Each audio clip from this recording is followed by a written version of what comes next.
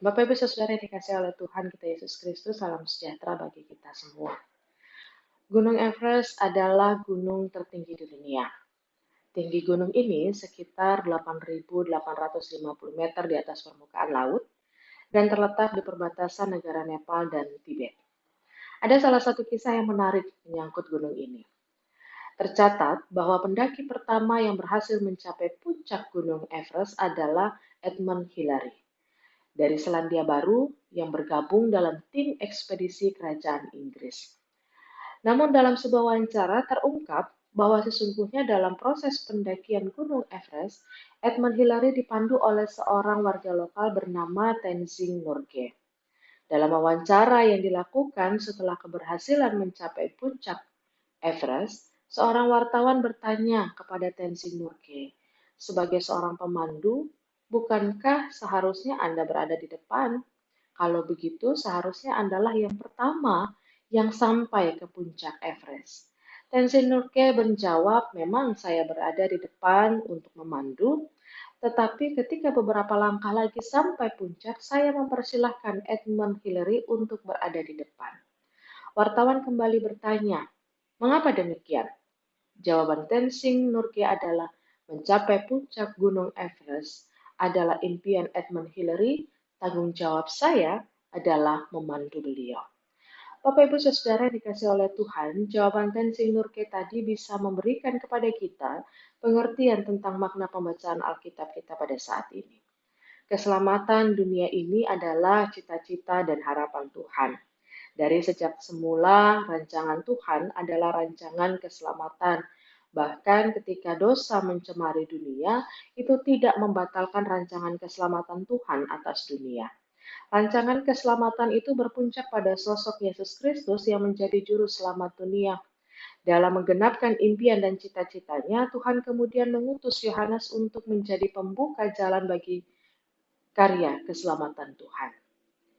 Maka bacaan Alkitab kita kemudian mengajak kita untuk bercermin pada Yohanes dan meneladani sikapnya. Kita dapat belajar beberapa hal.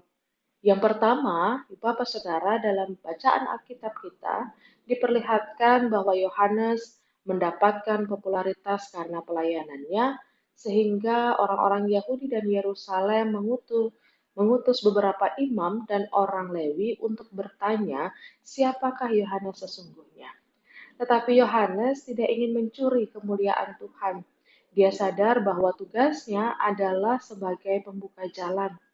Karena itu, meski banyak orang berpikir bahwa dia adalah sang Mesias yang dinantikan, atau adalah Nabi Elia yang datang kembali, atau Nabi yang akan datang, Yohanes menyanggah itu semua.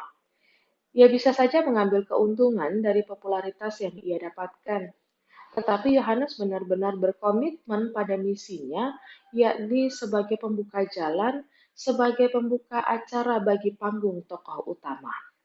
Yang kedua, Bapak Saudara, bacaan Alkitab kita juga memperlihatkan karakter kerendahan hati dari Yohanes. Ia sadar betul bahwa apa yang ia kerjakan itu hanya secuil dan kedahsyatan karya Tuhan dalam menghadirkan rancangan keselamatannya.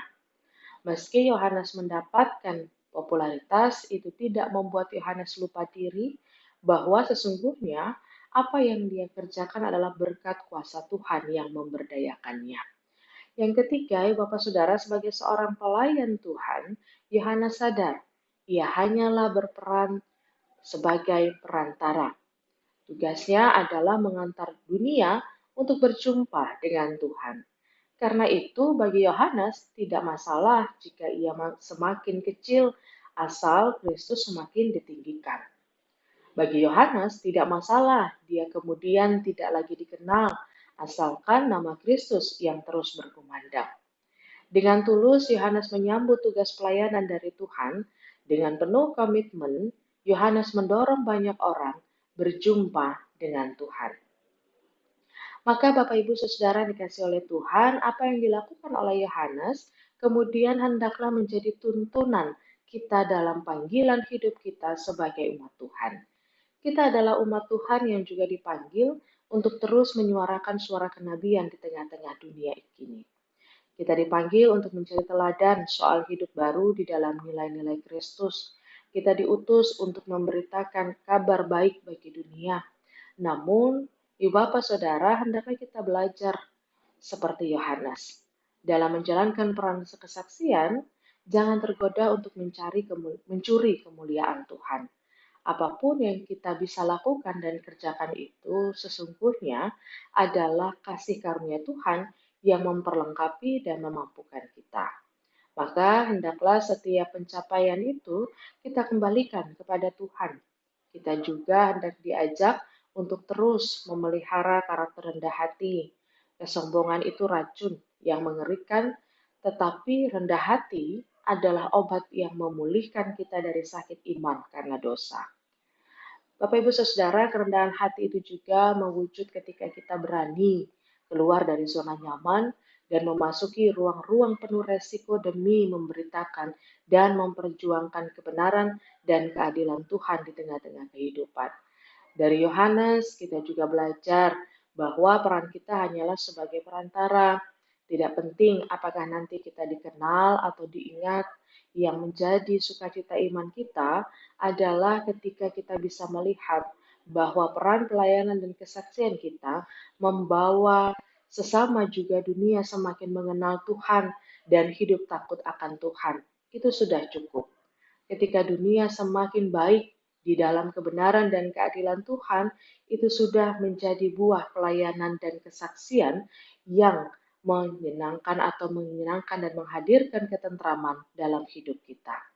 Roh Kudus memampukan kita. Amin.